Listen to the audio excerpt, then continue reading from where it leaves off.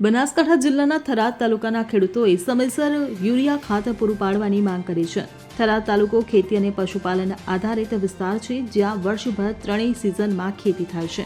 આ તાલુકાના ખેડૂતોની અન્ય તાલુકાઓની સરખામણીએ યુરિયા ખાતરની વધુ જરૂરિયાત રહે છે. થરાદની આસપાસના વાવ, સુઈગામ અને દિયોદરના ખેડૂતો ઉપરાંત રાજસ્થાનના ખેડૂતો પણ બિયારણ, દવા અને ખાતરની ખરીદી થરાદથી કરે છે. તો છેલ્લા 3 વર્ષથી દરેક ખરીફ અને રવિ સિઝનમાં પિયત સમયે યુરિયા ખાતરની અછત સર્જાય છે. આના કારણે ખેડૂતો પોતાના પાકને સમયસર પિયત કરી શકતા નથી. થરાદની જમીન વર્ષો જૂની પિયતવાળી અને સૂકા પ્રદેશવાળી હોવાથી નાઇટ્રોજનની કમી મોટા પ્રમાણમાં વર્તાય છે. યુરિયા ખાતર વગર કેટલાક મુખ્ય પાકો થઈ શકતા નથી, જેના કારણે ખેડૂતોને આર્થિક નુકસાન થાય છે. ખેડૂતોની ફરિયાદ છે કે યુરિયાની જગ્યાએ તેમને નેનો યુરિયાની બોટલ આપવામાં આવે છે, જે તેમના અનુભવ મુજબ બિન ઉપયોગી અને બિન અસરકારક છે.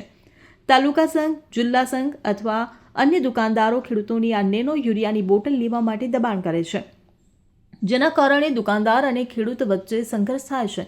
ખેડૂતોની માંગ છે કે નેનો યુરિયાની બોટલો સંપૂર્ણપણે બંધ કરવામાં આવે અને સમયસર પૂરતા પ્રમાણમાં યુરિયા ખાતર પૂરું પાડવામાં આવે, જેથી તેઓ પોતાની ખેતી યોગ્ય રીતે કરી શકે.